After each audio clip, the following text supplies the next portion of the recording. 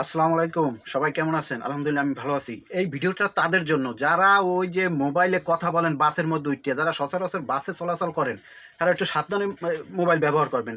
জানলার পাশে বইলে আবারও কইতে লাগছে জানলার পাশে বইলে এইরকম একবারে ওই টাচ মোবাইলটা দামি টাচ মোবাইলটা বাইর করে কথা কইবেন না। হ্যালো করলে এরকম কট খাই যাইবেন। দেখেন ওই যে গাঁদাখোররা দেখেন ওই যারা গুড়িখোর ওরা কীরকম আমের মোবাইল নিয়ে যায় এই ভিডিওটা ফলো করেন।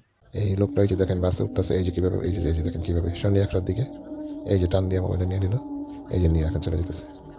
সবাই সাবধান, বাসের মধ্যে মোবাইল সুন্দর মতো রাখেন। এই আরও একটা ভিডিও দিলাম দেখেন।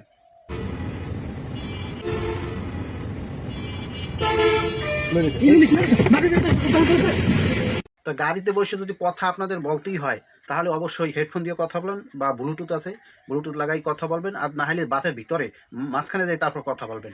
আর না হলে বাম পাশ নিয়ে কথা বলবেন। জানলার পাশ নিয়ে যদি কথা বলেন মোবাইলটা এরকম আপনার চিরতরে আড়াইবেন। দেখছেন কীভাবে ওরা চুরিগুলো করে। ঢাকার যেখানে যানজট লাগে সচরাচর এইগুলো হইয়েই থাকে। দেখছেন কি পালাটা একটু ভালো করে দেখেন।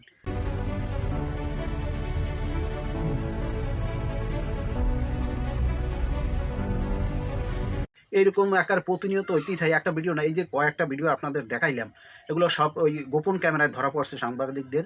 আপনি যদি কোনোভাবে ধরেনও ছিনতাইকারী কিচ্ছু করতে পারবেন না, আপনার কিচ্ছু করার নাই। ওদের দল, ওদের গ্যাং অনেক বড়, ওরা অনেক থাকে দলে, উল্টো বলে আপনাকে কট দিয়ে দেবে। অতএব আপনি সচেতন থাকেন, তাহলেই এই বিপদ থেকে আপনি মুক্ত হতে পারবেন।